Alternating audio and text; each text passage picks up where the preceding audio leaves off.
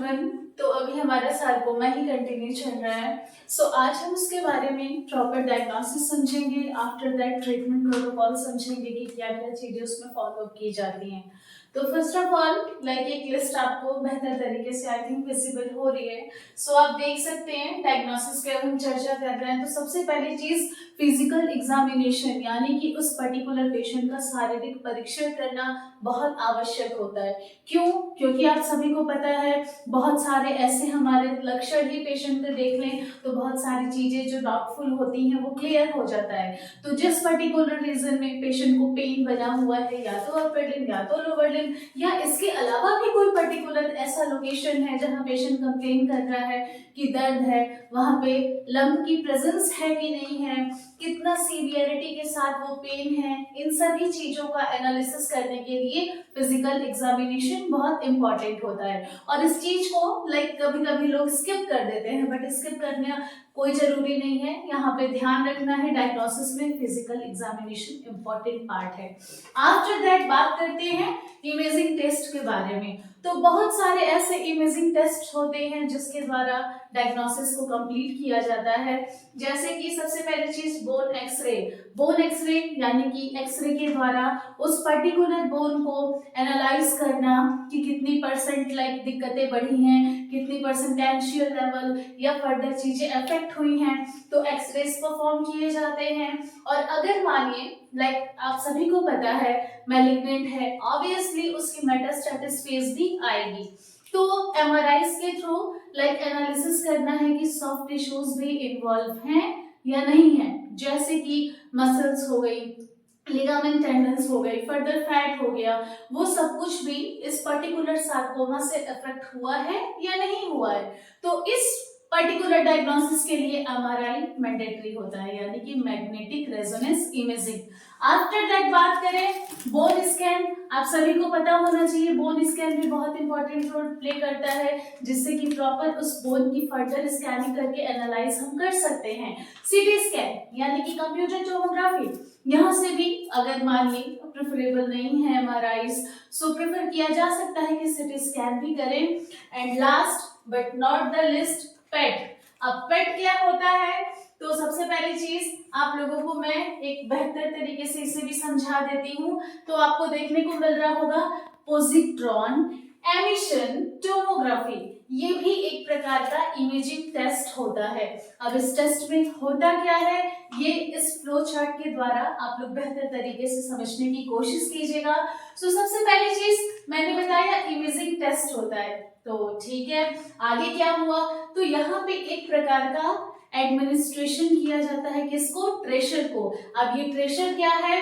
तो एक प्रकार का रेडियोधर्मी होता है, जो आईवी रूट से उस पर्टिकुलर पेशेंट के अंदर क्या किया जाता है? ट्रांसमिट कर दिया जाता है। आफ्टर दैट अब ये जो ट्रेसर है ना, उसका क्या होने लगता है? एब्जॉर्प्शन होना शुरू होता है। और जहां जहां ऐसी चीजें हैं जैसे कैंसर सेल्स हैं, ये क्या करती हैं? इस रेडियो ट्रेसर को बहुत ज्यादा अवशोषित कर लेती हैं, जिससे कि जब इसकी इमेज क्रिएट होती है तो वो बहुत ही चमकीली होती है। ठीक है, तो यहाँ पे लिखा भी है एब्जॉर्प्शन हुआ। ठीक है, तो ट्रेसर ट्रेवल करता है ब्लड से एंड एब्सॉर्ब बाय टिश्यू और ऑर्गन। सारे टिश्यूज और ऑर्गन में क्या होगा? ऑब्वियसली एब्सॉर्ब होगा। उसके बाद क्या हो जाएगा? मैंने जो लोकेशन बताया, जैसे कि ऐसे अगर इन्फेक्शियस चीजें हैं या फिर कैंसर सेल्स हैं, तो वो क्या करेंगे? यहाँ पे सबसे ज्यादा बेहतर तरीके से विजिबल होते हैं। अब यहीं से इमेज क्रिएट हो जाएगा। एक ये कह सकते हैं टनल लाइक स्ट्रक्चर होता है, जिसमें पेशेंट को क्या किया जाता है? लाई डाउन करा के जाना होता है। आफ्टर दैट वहां से प्रॉपर इमेज क्रिएट हो जाती है।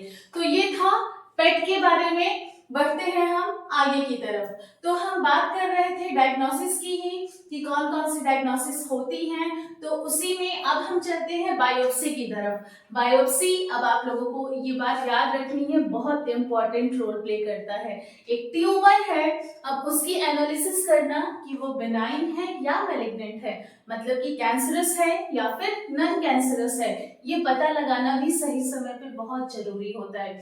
ठीक है, बेनाइन नहीं है कोई बात नहीं, वो नहीं फैले बनेगा। बट अगर वो कैंसरस है यानी कि मैलिग्नेंट है और सही समय पे एनालिसिस नहीं हुई तो उस कंडीशन में वो मेटास्टेटिस फेज पहुंच सकता है, यानी कि primary location to secondary location तक ट्रांसमिट हो सकता है। उसी में यहाँ पे कुछ पॉइंट्स लिखे हैं, जैसे कि जो भी संदिग्ध ऊतक है, अब आप सभी को पता होगा जहाँ पे पेशेंट कंप्लेन कर रहा है कि इस पर्टिकुलर लोकेशन में पेन है, वहां पे एक निडल को पेनिट्रेट करके देन वहां से सैंपल लिया जाता है और फिर उसकी एनालिसिस की जाती है, जहां से पता चलता है कि वो बिनाइन है या फिर मैलिग्नेंट है, किस टाइप का है और बेस्ट ट्रीटमेंट प्रोटोकॉल उस पर्टिकुलर लोकेशन के लिए, उस ट्यूमर के लिए क्या हो सकते हैं। तो आई थिंक डायग्नोसिस आप लोगों को समझ में आ गया होगा। बढ़ते हैं हम आगे की तरफ, यानी कि सार्कोमा के लिए क्या क्या ट्रीटमेंट प्रोटोकॉल्स होंगे। तो बारी बारी से समझते हैं। सबसे पहली चीज सर्जरी, यानी कि आप लोगों ने मोस्ट कॉमनली सुना होगा, हाँ कैंसर हुआ, ठीक है सर्जरी हो गई, यानी कि जो पर्टिकुलर लोकेशन था वहां से उस ट्यूमर को निकाल दिया गया, दैट्स ऑल। तो यहाँ लिखा है टू रिमूव ट्यूमर, और उसके आसपास अगर कोई टिश्यूज अफेक्ट है तो उसको भी निकाल देते हैं। देन बात करते हैं कीमोथेरेपी की। कीमोथेरेपी भी बहुत इंपॉर्टेंट रोल प्ले करता है, और क्या कहते हैं सार्कोमास की कंडीशन में यहाँ भी जो भी कैंसर सेल्स का ग्रोथ हो रहा है उसको डिस्ट्रॉय करने के लिए इसका इस्तेमाल किया जाता है। आफ्टर दैट रेडिएशन थेरेपी, अब इसके नाम से ही आपको पता चल रहा होगा कि ऐसी थेरेपी जहां पे रेडिएशन का इस्तेमाल किया जा रहा है, और कंडीशन क्या है, सार्कोमा है। सो यानी कि कुल मिला के जो कैंसर सेल्स है उनकी ग्रोथ को क्या करना, किल करना, कम करना, यही इसका मेन मोटो होता है। So to kill cancer cells using high energy radiation, यानी कि एक प्रकार की हाई एनर्जी रेडिएशन होती है जिस जगह पे ऐसे सेल्स, कैंसर सेल्स डाउटफुल होते हैं या एनालिसिस के बाद पता चल गया, तो वहां पे उस रेडिएशन के थ्रू क्या किया जाता है, कोशिश की जाती है कि कैंसर सेल्स को डिस्ट्रॉय किया जाए। बात करते हैं आगे की तरफ, तो इम्यूनोथेरेपी, यानी कि यहाँ पे आप लोगों को याद रखना है क्या चीज, अब आपको नाम से समझ में आ रहा होगा, सबसे पहली चीज थेरेपी यानी एक प्रकार का ट्रीटमेंट है, ओके। बट इम्यूनो यानी कि कहीं ना कहीं इम्यून सिस्टम का इन्वॉल्वमेंट हो रहा है। सो क्या समझना है, to use the body's own immune system to fight the cancer, यानी कि जो हमारी खुद की अपनी इम्यून सिस्टम है उसको इतनी बेहतर तरीके से प्रिपेयर कर दिया जाए कि वो खुद उस कैंसर सेल से क्या करे, फाइट कर सके और उसको खत्म कर सके। तो ये अलग अलग ट्रीटमेंट प्रोटोकॉल्स थे जो सार्कोमा की कंडीशन में पेशेंट्स में प्रेफर किए जाते हैं। आज के लिए इतना ही।